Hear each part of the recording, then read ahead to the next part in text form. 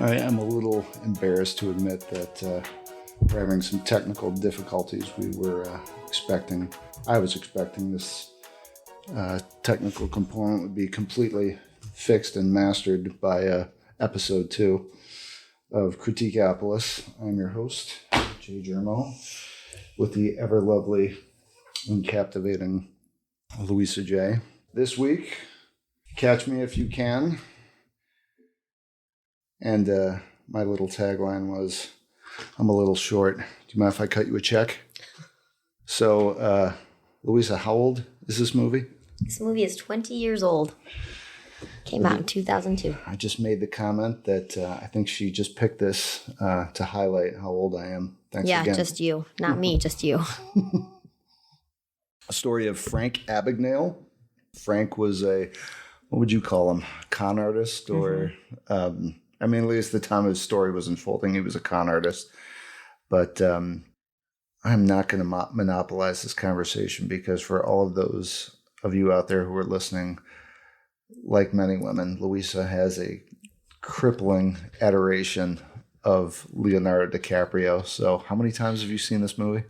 I don't know how many times I've seen this movie, but I've seen a lot of Leonardo DiCaprio movies. Well, we're concentrating on this one today.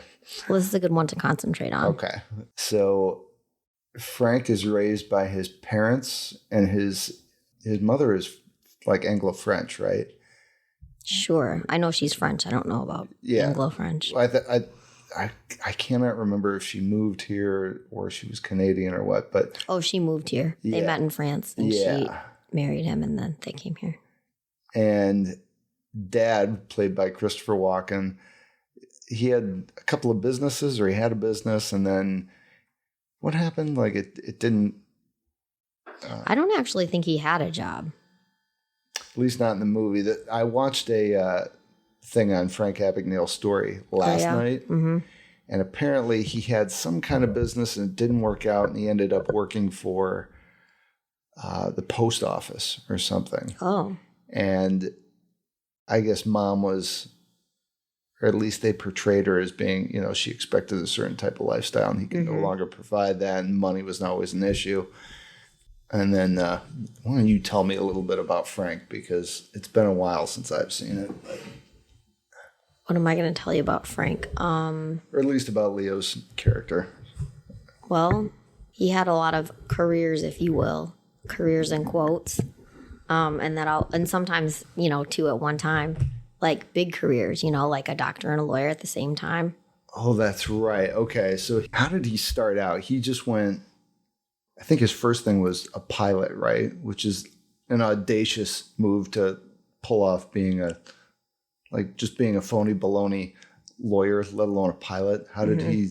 I can't remember how he did that. Well, back up a little bit in the movie, and I don't know how much of this. Yeah, we can talk about the movie because I'm not a authority on Frank Abagnale.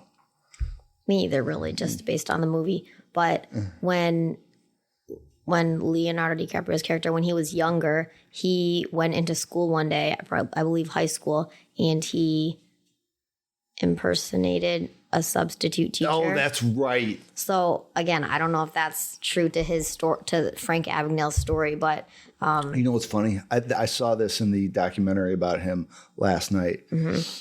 They flip-flopped when that happened. That happened towards at the very end. Okay. And I think it was at college that he impersonated a professor. He didn't do it at high school. And in the movie, he does that at the beginning, and that's kind of like... setting the stage, sets it in motion. Okay, go ahead. I didn't mean to cut you off there. No, that's okay. My impression is that, since he got away with that, he thought maybe he could do more. And also, I think he saw his dad trying to bank. Again, refresh my memory here, because he goes from impersonating people to being like forging checks and being, I think they call it a paper hanger. Yeah. For somebody who he eventually gets into printing money, but he starts forging checks because back in the day, this was in the 60s. I think so, 60s or 70s. It would take several days, if not a couple weeks, for a check to move through the banking system to clear, but you could get cash fronted to you on the face value of that check. Yes. So how did he start? How does he go from impersonating an airline pilot, which is, again, audacious in and of itself, to forging checks? I just had it. He was starting out as a pilot, and he didn't have a uniform. And to get a uniform, he called the company, the airlines company, and said, this is what happened. He, lied, and he said that it got lost in the wash.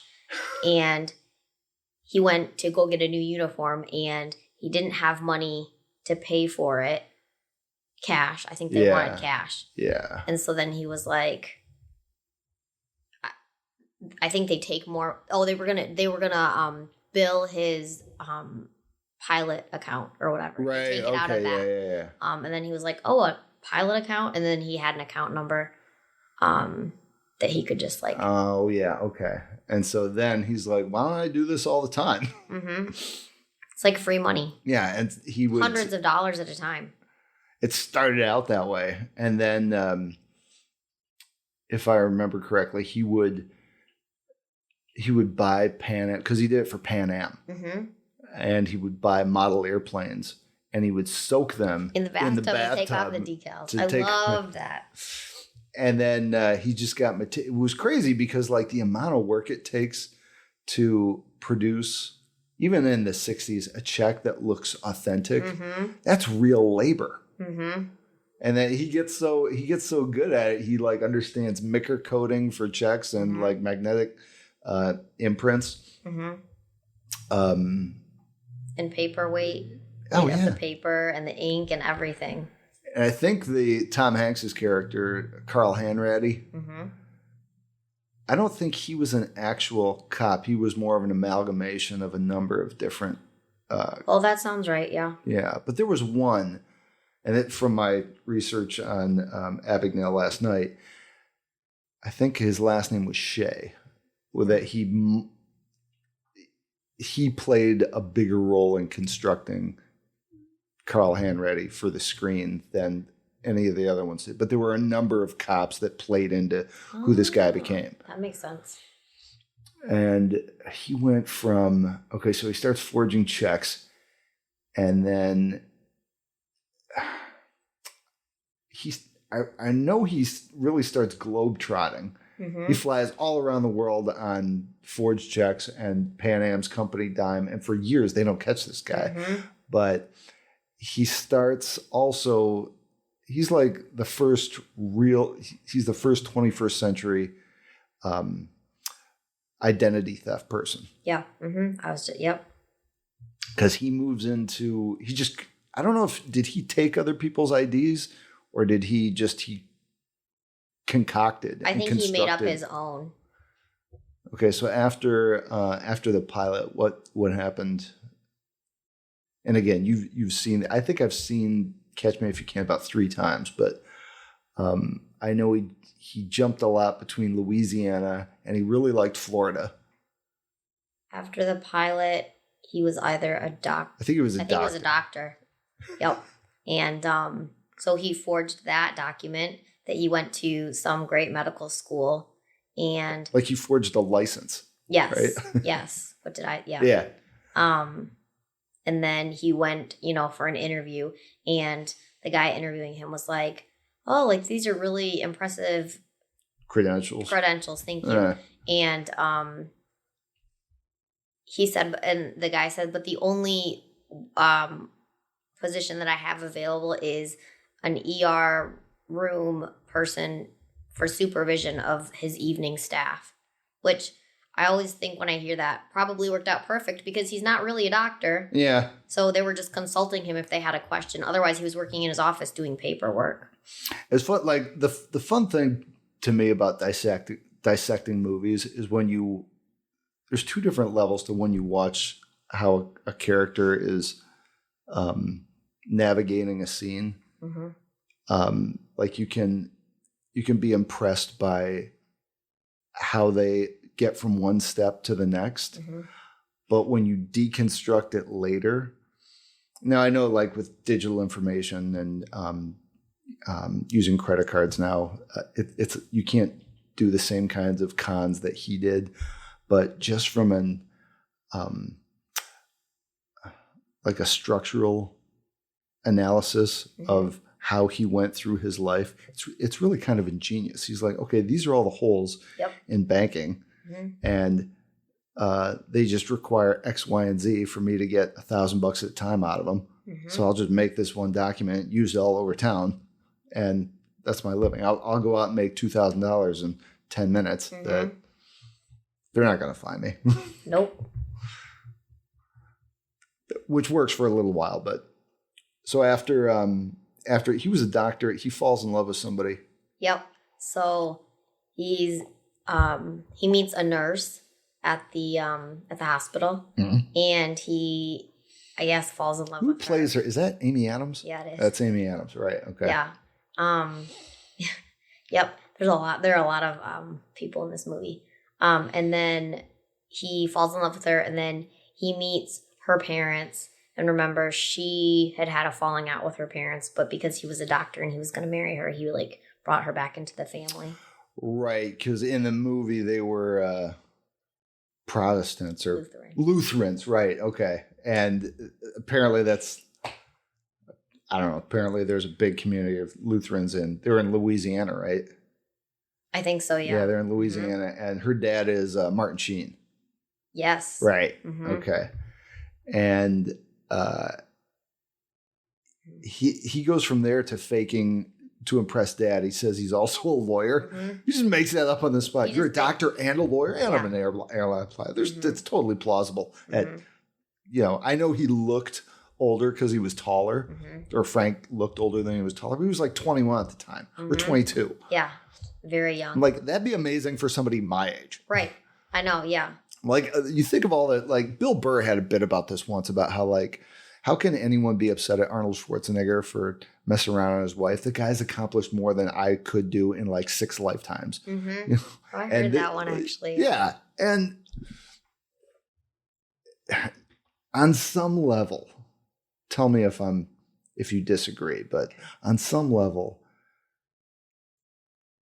I don't necessarily fully feel bad for his marks, because at least with Amy Adams or dad or Martin Sheen in this role, on some level, you got to be able to look at somebody and I know it's a movie, but to look at them and be like, there's no way you're a doctor and a lawyer. You're way too young.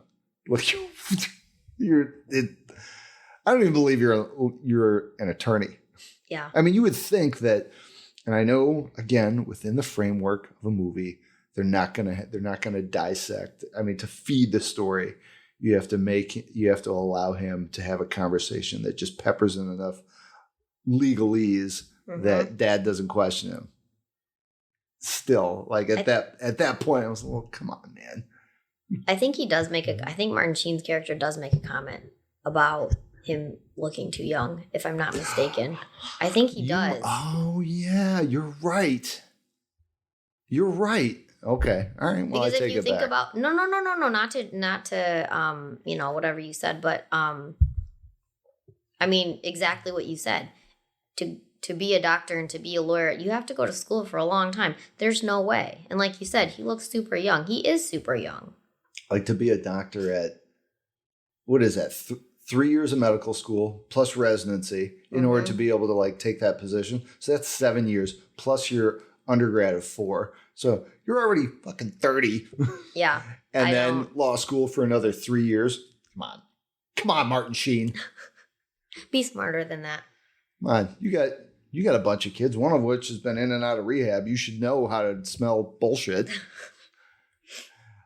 All right, and then so from there, I think Hanratty tracks him down, and that's kind of the he's about to marry Martin Sheen's daughter, and that all kind of crumbles in front of him without giving away too much of the story. But correct me if I'm wrong. Isn't that where the real chase starts, like the Yeah. real full on. Yep. The FBI is on his Is on heels. to him. Yeah. He's supposed to, Amy Adams' character is supposed to meet him at the airport. Right. And they're supposed to, run away together or whatever the plan is. But 21-year-old plan. that's not his actual plan. He scams her. He does. He's going to distract the FBI who's at the airport waiting for him. You know what I found? All the airline stewardesses. That's right. That's where he goes, and he like on the cuff, he just goes to a college and recruits 10 would-be stewardesses and gets them uniforms to make them look the other way. Which I kind of find like a little bit funny in that. You remember when Frank is he's at the airport and he sees all the FBI guys, but he sees these guys like he's special forces and he knows what to look for and he knows where they're hiding. And like, I'm not going to poke holes in the Steven Spielberg movie, but even like, I remember in the theater being just like, this kid's 21. He doesn't know what to look for those guys hiding in vans and binoculars on the top of rooftops. But from that, he evades the FBI yet again. And does he jet off to France at that point? Yes, I think he does. Okay. Actually, yes. And when he's finally caught, is he in Marseille or in? He's in some town with an M. I think the town where his mom is from. Oh, right. You're correct. Actually, that's true to life in his story. So he finds a print shop, and having worked in print shops and sold printing for a while, I found this funny because Carl Hanratty has taken checks to printmakers, and they're looking at this like, oh, it's four color process. I'm like, every printer does 4-color process. It's just making any color out of 4 colors. But using the Micker ink for the magnetic codes, that's particular to check production. And in this town in France where he's running this 4-color press, he's printing off all these checks on what would have been just regular ink. But he's printing like tens of thousands at a time. And on some level, you gotta tip your hat to somebody who's able to scale. Like, even though it's illegal, I get it, but really illegal, like crazy illegal. But he started out doing this, making checks in his bathtub. Yeah, and now he's got a full-on print shop. That's pretty amazing. And he does it in like an hour. Okay, in the context of the movie, he does it in an hour, but still. Yeah. But it's a lot of work. Yeah. It is amazing. And so once he's apprehended it's not really a spoiler alert. It's a 20-year-old movie, and the guy's biography is all over the internet. So I'm not giving anything away. So he actually has to face the music. They put him in jail in France, don't they? And then they bring him back to the US, and he's in jail for a little while, like 4 or 5 years or something. Yeah, I don't know the timeline of when he was in jail, but yeah, he had to be there for a while because France was really upset with him, which, I don't blame them. Yeah, he was kiting checks over there too. He wasn't just doing all it over everyone was angry at him. You imagine the kind of pressure. Not just to be sought by your own government, but to be sought globally. No, I cannot. I don't know if you were conscious of this, but when I was graduating, no, I wasn't even graduated from college yet. It was like maybe my second year. There was that guy, Nick Leeson, who brought down Barings Bank. Nope, I don't remember. He was a trader in Singapore, but for Barings Bank. Barings Bank doesn't exist anymore, but at the time it was the Queen of England had an account there. It was a very old institutional bank that did lending for venture capital and things like that. They had a big investment group arm. And Nick Leeson was one of their traders, but he was trading in Singapore. And he was messing up. He was trading in bad positions, and he was losing a lot of money, and he was afraid about getting fired. So he engineered this way to hide all of his losses. but they would just keep compounding. Mm-hmm. Like he started out, he lost like, I don't know, like $30,000 or something. And he was so upset about that he just kept hiding it. Mm-hmm. And it ballooned into like, I want to say it was $60 million or $100 million. It was a ton of, oh my goodness. It was millions and millions and millions of dollars. And then finally the pressure he just couldn't hide it anymore. Yeah. And he's just like, I'm out of here. Mm-hmm. And he split, like his bosses were calling him on the cell phone, chucking his cell phone out the window.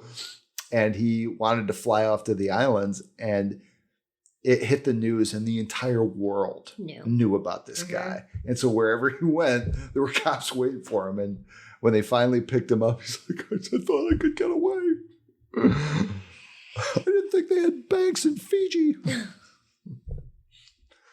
Yeah, but I would have meant, even though Abagnale was so many years before that, can you imagine just landing anywhere on a plane and just having the cops sitting there like, we've heard about you? And he evaded them, isn't that the correct word? So many times, too. He evaded them off the plane. Yeah. One time. Like he figured out a way to get into the bathroom and then cut through the galley. Oh my gosh, I remember that moment in the movie theater. I was so speechless. I could not. I was like, after all he's done. Yeah, like he took the toilet apart. I watched that last night and I was like, oh my gosh, that's right. The story though is apparently he didn't go through the toilet. He went through the kitchen galley because they had an elevator on those international flights that went down to the storage area. And they went from there into the. Oh my gosh. Yeah. So that was a good move on Hollywood's part. Well, I mean that's the thing with those. That's insane. All of those little nooks. There's all these little nooks and crannies and jumbo jets that like the regular populace isn't supposed to know about. But I don't even know how he unscrewed that stuff in the movie. Didn't he have like a coin or something? I don't know how he did either. You don't see him doing it. Yeah, you just see him go into the bathroom and lock the door and freak out, and then you see Tom Hanks's character go into the bathroom to look for Frank. And there's nothing there. Yeah. So over time, I don't know what I am curious about this. If it was even though Carl Hanratty wasn't a real person, it does make me curious as to when in the arc of the story, he figures out, he's like, God, this guy's a resource. Should be using him for something. Yes. In real life, I don't know exactly when, but in the movie, it's obviously after he is caught, and they realize, like you said, what an asset he is and how much information he has and knows.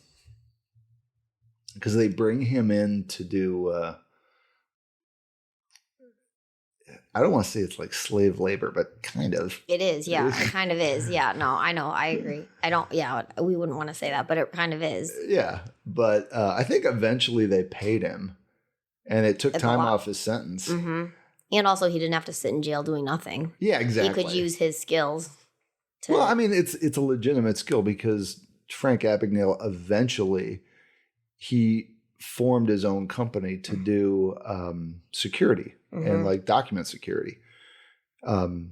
Which I'm like, God, man, it's like you're doing the same amount of labor. It's legit. And you're getting paid for it. Yeah. Like real money now. Yeah, real money. And that like, you're not writing your own checks. Someone's writing them to you. Real dollars are going in the bank. Did you know his son, he had a son who ended up being an FBI agent. No, I didn't know. I do know he has sons, but interesting. Yeah, he's got three kids. But all right, performance notes.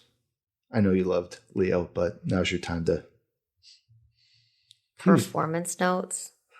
Go ahead. What were you gonna say? It like this. I did watch a couple of scenes on YouTube last night of that movie, and I swear to God, that guy doesn't age. I mean, he does, but like. But it took him a long time. He still looked like a kid in that movie. He did. He looked like half a biscuit older than what's eating Gilbert Grape. I mean, he did. He was still kind of lanky, and then like now he's got like a physique, and he's got that pseudo alcoholic fattened up face. I mean, I'm not making fun of right. Leo DiCaprio, but he's filled out. But he was pretty skinny back then. Yeah, he's got that baby face. He's maybe coming off of Romeo and Juliet. Because he was. I think he was coming off The Aviator at that point, wasn't he? Oh yeah, you're right. Romeo and Juliet was a way back. That was way back. That was like Basketball Diaries. That was like Basketball Diaries times, or after Basketball Diary times. Yeah, I was thinking when I was watching this movie that he looked so young in those pilots' uniforms, and then you would have seen him. I'm like, what is it? Halloween? What are you doing? Oh my gosh, such a baby face. And then when he was... I wish my listeners could see Louisa right now because she's gazing out the window thinking about how breathtaking Leonardo is at 18 hello, nobody 40. Disagrees. Nobody disagrees. You're right, they don't. Even the guys are absolutely. Right. That's right. That lucky bastard. Yep. That beautiful, rich, famous bastard. No, I like Leo. But I love movies where they have two big stars that share billing, and I liked Tom Hanks in that. In this movie, what I liked is he did a great job of just playing I want to say bumbling? He was a little klutzy. I mean, he wasn't like a hardened field agent who was busting up like prostitution and drug rings. No, he had a soft spot in his heart for sure. Well, not only that, he was just a little bit more, he wasn't like the hard-edged. Yeah, he was like loose. And I mean, I don't know. I wouldn't classify him as like the, the cops from, did you ever see End of a Watch? Nope, I've never heard of that movie even. Jake Gyllenhaal? No, but I love him too. Oh, shame on you. That's going to have to be on the list. Although I've got something different picked out for next week. Okay.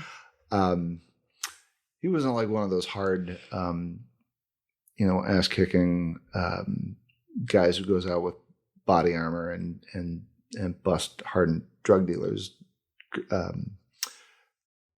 Hanks was a little bit more of a, dare I say, a paper pusher in this. And getting the opportunity to chase somebody who's evaded police and been ripping off banks for, months and then years by the time he really turned up the heat on him, I think was kind of a charge for that character. He's like it almost seemed like he worked all of his career life to have a nemesis. Yeah. And Frank was his nemesis. Mm-hmm. It's like a lot of times it's from what a lot of the cops that I've talked to, there's a lot of just procedural stuff where it can be a lot of paper pushing. But then when you find one guy or one crew that you can actually build a career on, that's got to be a real charge for those guys. And you could see that with Tom Hanks' portrayal of the pursuit of Abagnale. He really got that. I mean, I think that's where their bond and their relationship really kind of bloomed from. There were those times on Christmas when they'd call each other, or when Frank would call him, and it's like, you don't have anybody else to talk to. I'm the only guy you got to talk to. Yep. And then to sort of piggyback on what you just said, when Leonardo DiCaprio's character when Frank goes to work for the FBI and he walks through the offices for that very first time, everyone on Tom Hanks's character's team gives him the stare down because it took up so much of their career and their life to try and find this. And I mean, and they all stare him down hard. Like, I'm like, that is awful. Like, I don't like getting on a plane and like everybody watching you, walk down the aisle, but they were not happy. And he was like, oh, I ruined their lives. To step outside of I remember that, but I didn't really pick up on that the way you did. But you would have to think, as Frank Abagnale, if you want any kind of redemption, you're going to have to make significant contributions to these people's workday lives. for a while. Yeah, and how are you going to do that? I mean, where would you even start? And it would take you, like you said, it would take you a long time. I mean, it's not going to be an overnight thing. It's not going to be a week thing. Yeah. That's, I didn't even realize we had so much to discuss about this. Like, I haven't thought about this movie till you suggested it. So, pretty impressive. All right, good job. All right. You get an ovation. As most of you know, I run Hey Honey, customized flavored honeys from Michigan and from around the world. And for the podcast, every week we do a recipe. I found one yesterday that I threw up on. I shouldn't be talking about food and use the words threw up anywhere. I don't know how that I was happened. a little worried about the throw up comment. Yeah, well, I have no problem putting my foot in my mouth aside from all the amazing things I cook. Fruit Au Gratin with honey and cinnamon. So this thing, I just fell in love with the photograph of it. And as I read through the recipe, I'm going to tell you right now, it's totally delicious. But if you have a problem with cheese, avoid it like the plague. But if you don't, buckle up. You're going to need 2 cups of your choice of fruit. The recipe calls out apples, pears, strawberries, peaches, apricots, and blueberries. I think it'd be good if you mixed in a little bit of dragon fruit and what are some of the other tropical fruits? Not pine. I mean, like you can use passion fruit, guava, pineapple. Mango. That'd be a fantastic riff on this recipe. You're supposed to use all of these fruits? No, I'm just saying you can pick and choose. I mean, you could do it with just peaches if you want, but the dessert comes out being more like a medley. The more different fruits you use, it's not just, of course, you want it to be delicious, but there's an aesthetic to it. Mm-hmm. 4 fruits, you've got like a little rainbow happening. Mm-hmm. Who doesn't love to eat that? 5 ounces. It says Canadian Swiss sliced, but the only reason they want it to be Canadian Swiss is because this recipe comes from the dairy farmers of Canada. So if you're a Yank and you don't want to eat the way those Canucks eat, use Kraft, but it'll taste awful. Get some artisan cheese, for God's sake. Spend a little money. Half a cup of honey, mine preferably, but wherever you can get it, at least half a cup of honey. Which is nice because, as I tell everybody, use it in place of bleached sugar. And then 4th ingredient, 1/4 teaspoon of ground cinnamon. So the prep is real easy. Preheat your oven to 450. You're going to divide up your fruit pieces among 4 au gratin dishes or ramekins. Cover with slices of cheese and then pour honey over each dish. Sprinkle it with cinnamon. Now, normally, whenever I'm giving someone a recipe that involves honey and a cooked item and not just a honey pairing, I'll tell you to put the honey on after it's out of the oven, because if you put it against heat for too long, you're going to burn it. But this one just says brown in the oven. So you're going to throw it in and you're going to watch it. Probably not more than 3 to 5 minutes. The best pairing for the overall dessert is with shortbread or fine cookies. But who makes those shortbread cookies? Is it Winkleman's? You know, when the red or Walker.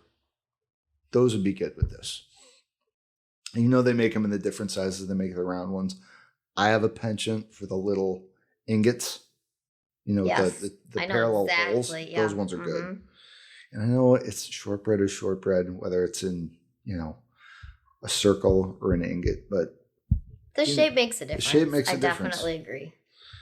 So, I put that up on JAY Hey Honey if you want to follow me on Instagram. But otherwise, just rewind this and listen again and make it at home. All right, Louisa, you know what's next? Travel. Travel. All right. And then we got to talk about the headlines. Sit tight. As far as trip advice for this week, Louisa, what do you got for us? Trip advice. So today I was going to talk about my trip and my living in Okinawa, Japan. Wait, what? When I was in I was in sixth grade, I lived in Japan for 3 months. I don't know. I think I knew about Japan, but I didn't know you lived in Okinawa. All right, so this is all going to be reactionary from me, ladies and gentlemen. But all right, so set the scene. Where was what were you over there for? Okay, so for those of you who don't know, Okinawa is as far south in Japan as you can get. So super tropical. We were there from January through March. And Mom got a job there working at a hospital. And I don't remember you telling me this. Maybe you did. I might not have, actually. I probably didn't. Okay, so India came after this, though. Oh my God. All right, so she got a job. What was her role? I'm really not sure, but she was doing rounds of some kind. Okay. At a hospital in Japan.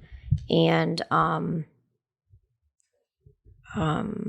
at the time she had 4 girls and including myself. And so we all moved to Japan with my oldest cousin, who was 21 at the time, and she was going to take care of us when Mom was at work. It sounds like a great time for her. How did your mom sell that one? Like, hey, you know what? We're coming over from the other side of the planet. I got a great idea for you. You can help out and babysit. Oh, don't you have 4 kids? Yeah, but they're little, so that will be a problem. Yeah, I feel like we should actually ask her about her experience.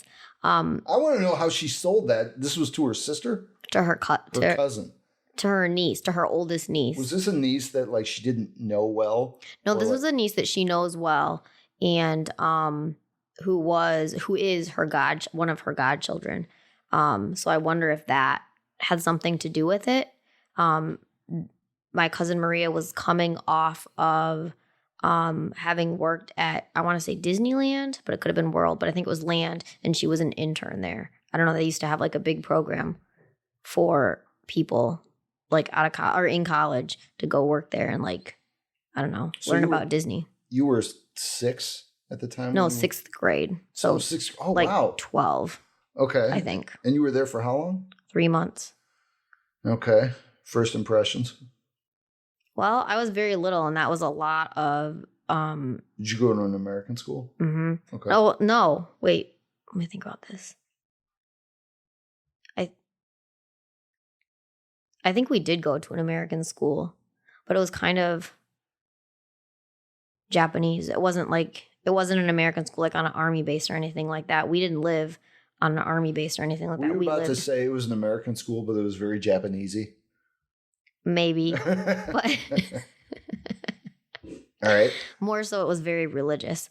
Okay. It was an Assembly of God school. Okay. But I mean, it was different than any school, obviously, I'd ever been to before. Those people know how to party. Oh, do they? I missed that. Told. Being in 6th grade, I guess it just wasn't happening. Down there when you were a senior in high school. No, I think it was a good experience when I was in 6th grade because I had just transitioned, if you will, from, elementary school to middle school. So it was like a perfect time. It wasn't like I was settled in to middle school, which sounds kind of weird, but you know what I mean? Like, yeah. Okay, after the new year or whatever, let's up and go to Japan. I didn't think twice about it. Like, I just thought, okay. Yeah. And then looking back, I'm like, oh, wow. Yeah, you had, like, for someone who was trapped in the same school from 6th grade till graduate, like, the idea of going to another country to learn, even for, like, half a year or a year, I think most of our listeners are, because you did this several times. No, this was really only the one experience like this, going to school somewhere else and living there for an extended period of time. Well, yeah, because wait a minute, you did that with Australia. Yeah, okay. That was by myself, so to me that was different. Okay, but hold on, one trip at a time, please. Jesus, you brought it up. Well, all right. I'm sure we can make several episodes out of your time in Japan, but what was the first month like? I'd say the first month was pretty great. I think one thing that really, for lack of the word I'm looking for, impressed me was everyone in Japan is so small and petite. And being small and petite myself, it was like heaven because, well, we had to wear uniforms at this school. And so when we went shopping for the uniforms, they didn't have to be altered. Like I could just buy a skirt and a blouse and wear them. And Mom's a very good seamstress. For those of you who don't know, Louisa's like 1 foot tall. And 7 pounds. So that was really exciting. And I really thought it was a lot of fun to wear a uniform to school every day. We didn't bring a lot of clothes. We had 2 or 3 outfits. So on Saturday and Sunday, we'd wear, whatever we wanted. But I loved wearing a uniform. I thought it was really cool because I never had to do that before. Were you taught by Japanese nuns? Nope. Oh God, we could do a whole series around that. You didn't have Japanese nuns? I've never thought about that before. No, they were. Did you have nuns though? No, we didn't have nuns. Oh. I want to hear stories about I don't have those stories. I didn't go to that. No. Couldn't do that with you. Your fingers would come off. They probably would. Plus, I wouldn't ever get in trouble to. That's true. I mean, 2 shoes. Yeah. But yeah, no. So it was really wonderful. And then my other thing to say is that we're big tourist people when we are in somewhere that we're not familiar with. We play tourists. So we discovered that in Okinawa, Japan, there are castle ruins all over Okinawa. And sometimes it's some rocks in somebody's backyards, and other times it's what do you call it? Not reinvented, but I can't think of the word. Redone castle, and it's very fancy and beautiful. And you know what I'm talking about? Yeah, I do. But I'm stammering because I'm thinking of Karate Kid Part 2. Sorry, people. It's Okinawa, and there was a castle at the end of it. No. Is it like that? Where they did the... you never saw Karate Kid Part 2? No. Are you... Oh, I've never... Oh, you forgot what? I forgot how freaking young you are. That was from my generation when I was in the 6th or the 7th grade, and you were not even in Japan fetus yet.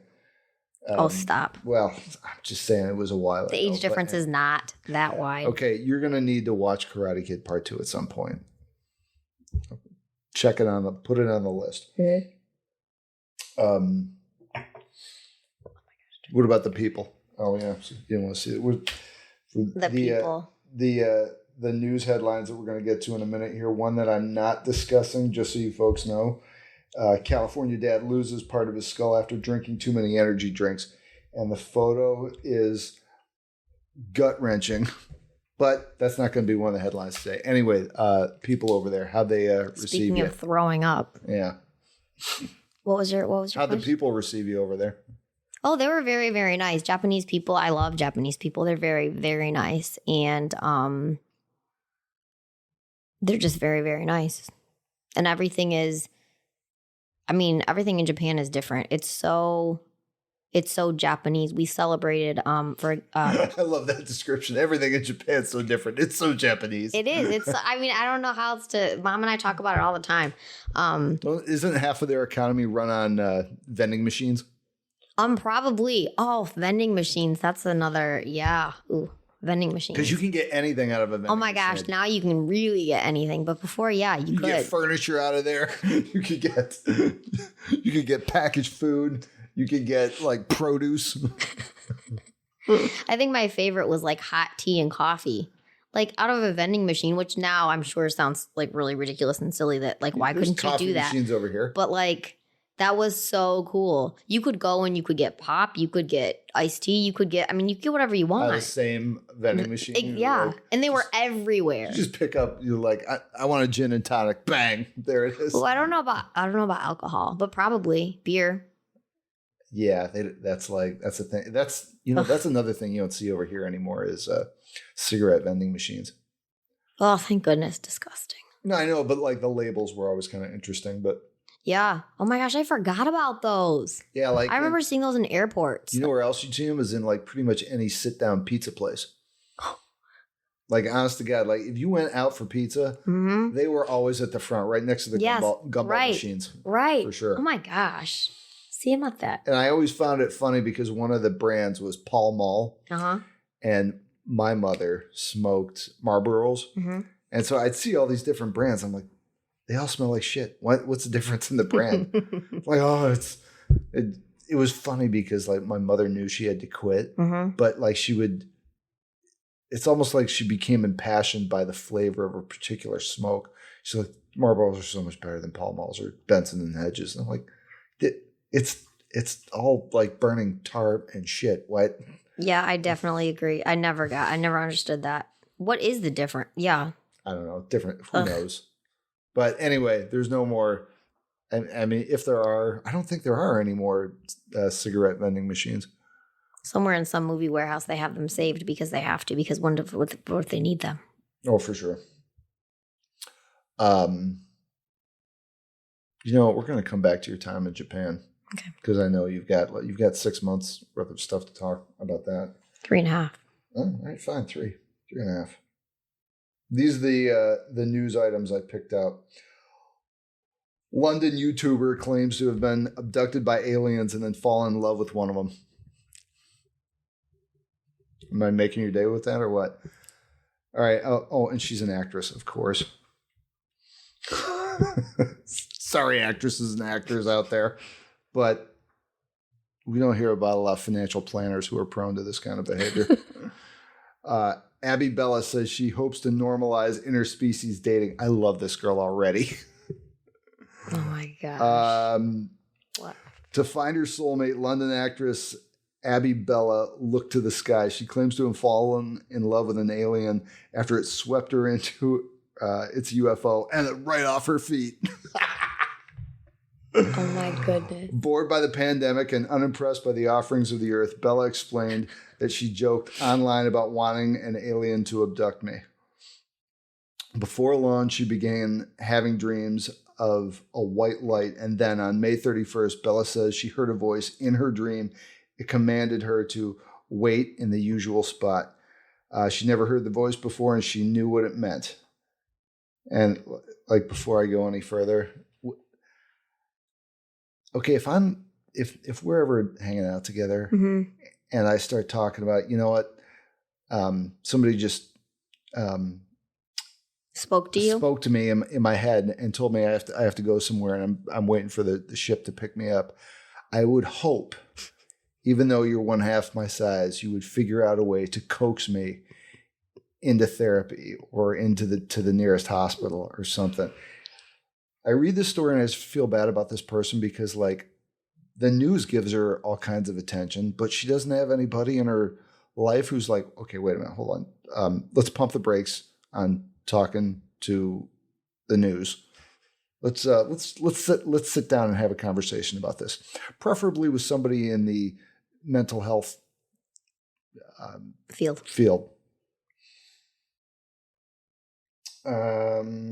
All right. So next evening, I sat next to my open window and she began to fall asleep around 12:15. A flying saucer swept into view. Before she knew it, she wasn't in her bedroom any longer. You know what? I swear to God, if Uber could figure this out, can you imagine how much time you would save getting from place to place if you didn't have to worry about just like transitioning to the car? They would just fly by and beam you right in. I'm one of those people who all my life has had weird encounters. No shit. All your life. Nevertheless, Bella soon found herself where very few humans claim to have ever gone, into the belly of a flying saucer. By her telling, she encountered 5 aliens in the UFO. I wonder if these 5 aliens were named methcathinone or ecstasy or white lightning. Who were tall, slender, and Bella couldn't make out their true forms. Oh my gosh. And you know what? There's folks like that everywhere, Louisa. This one I think is going to make your day. Cape Cod diver was just swallowed and spit out by a humpback whale. What? And you thought it was just Kramer. No, who was that in Seinfeld who got? No, it was George.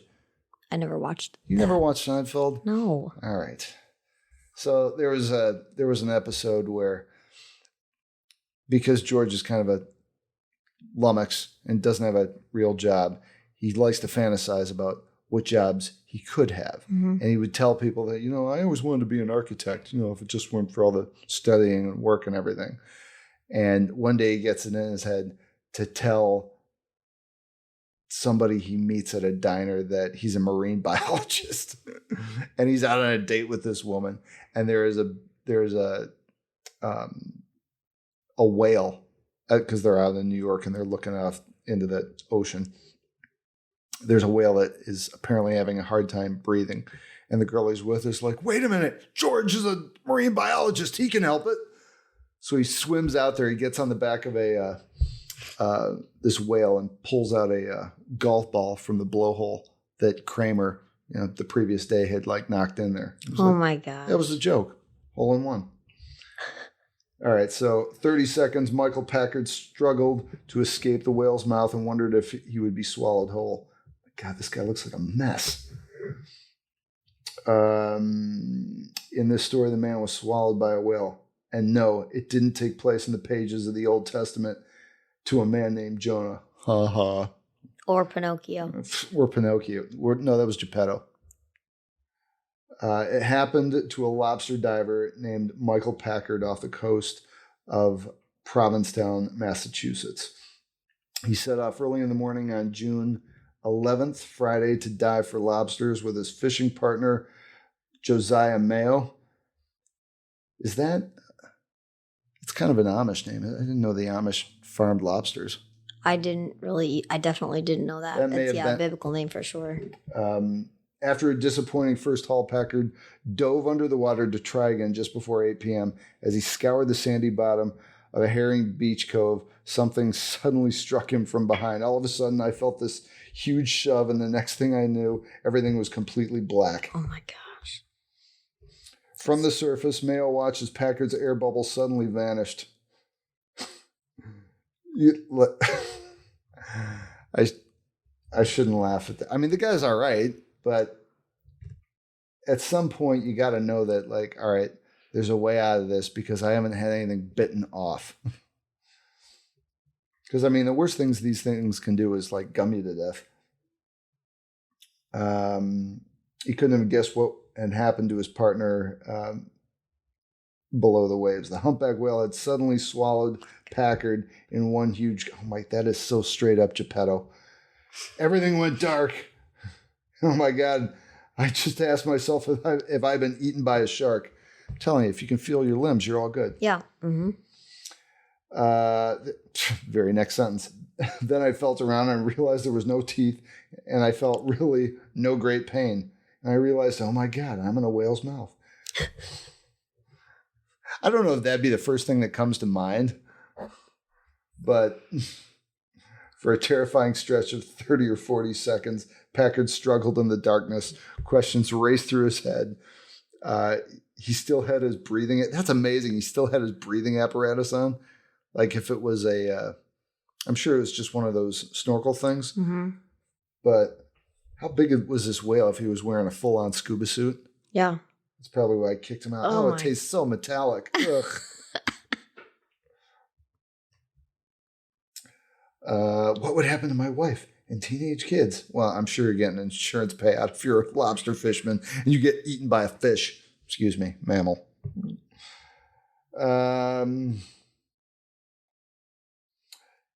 He recalled being able to feel the whale squeezing the muscles of his mouth. Then the whale just started to shake. And next thing Packard knew, he'd been regurgitated. That's vile and heartwarming all at the same time. So you think you had a bad week, Louisa? Yeah, you're right. What else haven't we covered? Well, locally, What happened?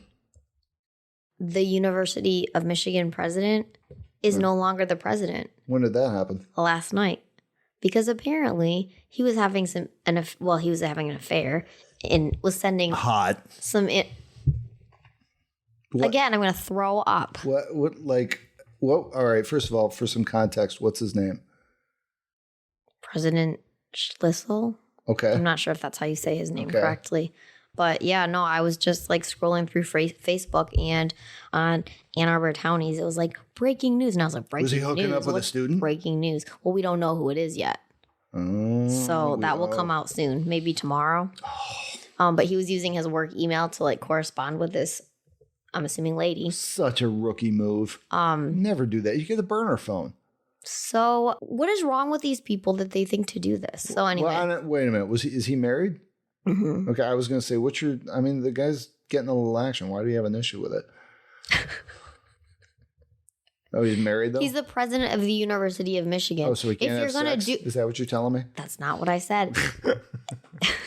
Well, what? If you're going to do something like this, yeah. Maybe you shouldn't be the university president. Or maybe you should wait till you're done. Wait a minute. He's retiring or finished with this job soon anyway.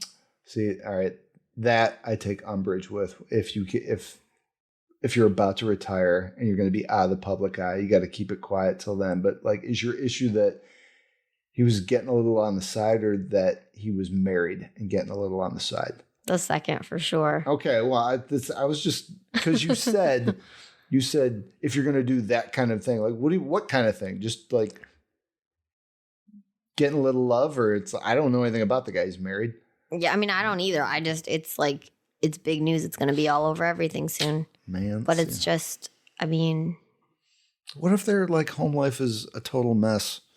If he's stuck in a loveless marriage. We don't know anything. And, but. We don't to be fair, what if the wife is screwing around and the news just didn't pick up on it? I mean, this is true. That thought does always cross my mind when stories like this come out. I mean, that's just one person. Yeah, it's so how do we know? We don't know of any of and I'm not saying the wife is guilty of any social ills, but you just see it's just such an easy narrative for Ann Arbor to be like this man running around with his wife. Okay, granted.